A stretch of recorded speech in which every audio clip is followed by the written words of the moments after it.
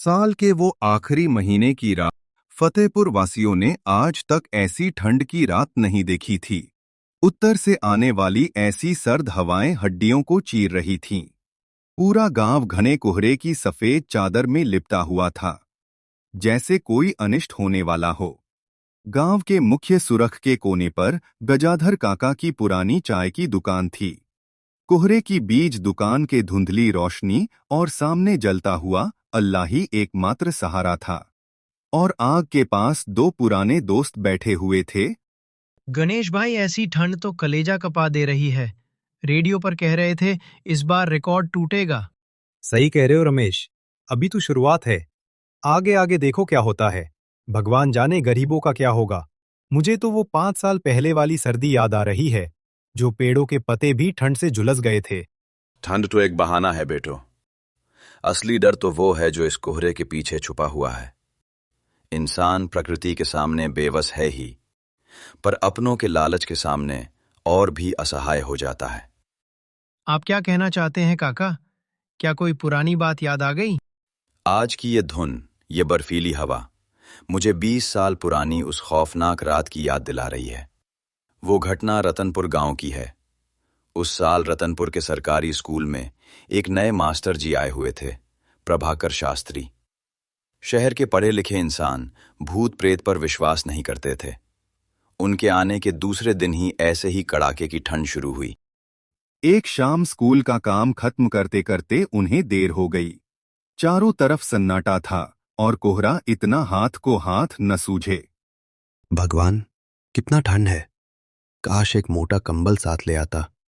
रास्ता भी ठीक से नहीं दिख रहा। तभी पीछे से एक भारी आवाज आई।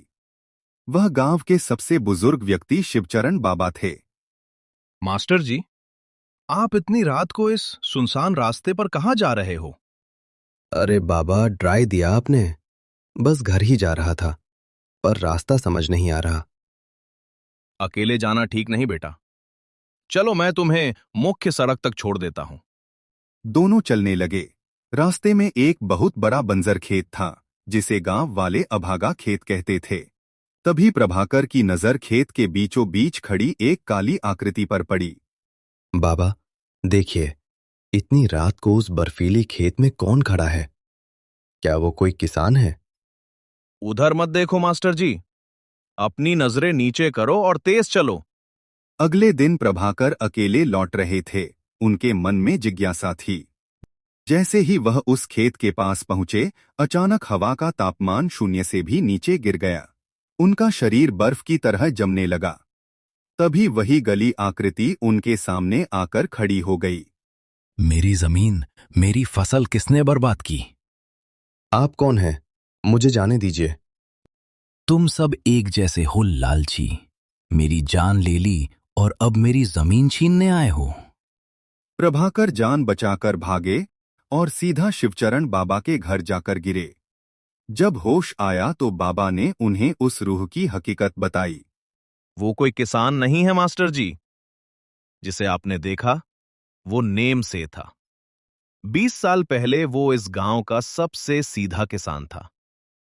वो गांव के बड़े जमींदार ठाकुर भानु प्रताप के जमीन पर पिटाई करता था। नेम से की बेटी बहुत बीमार थी।